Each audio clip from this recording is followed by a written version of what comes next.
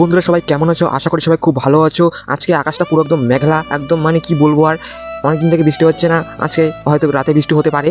আমি ওয়েট করেছি ওই যে বন্ধুরা আসতেছে সাইকেল নিয়ে। আমরা এখন যাবো একটু হলদিবাড়িতে। কেন যাবো, কোন কারণে যাবো, তোমরা মিনি ব্লগটা ফুল বন্ধু দেখো, তাহলে বুঝতে পারবা।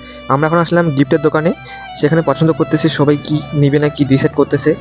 আমি বসে আছি, আমি আর প্রণব বেঞ্চে বসে আছি দুজন, মানে পাগলো ব্যথা করতেছে। ঘড়ি দেখাচ্ছে দাদাটা আমাদেরকে, দেখতেছে দেখ কোনটা তোদের পছন্দ হয়। আমি পরে বললাম কি রে ভাই, তুই দেখ না এখানে, যা যা যা।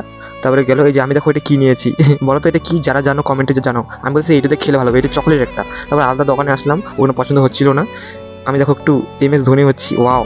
তারপরে আবার সেই দোকানে গেলাম যেখান থেকে আমরা ব্যাগ হয়েছি, সেখানে দাম দর করতেছিল। রতন বলছে একটু কমা না ভাই, কমা না, মানে দাম দর মিলতেছে না। রতন মানে অনেক কষ্ট করে কমাচ্ছে, মানে কি বলবো আর। আমরা বসে আছি, বলছে না তোরাই কর দাম দর, ঠিক আছে আমরা এখানে বসে থাকি, তোরা করলেও হয়ে যাবে দাম দর। আর পনেরোবার আমি সাইডে কি সুন্দর করে বসে আছি।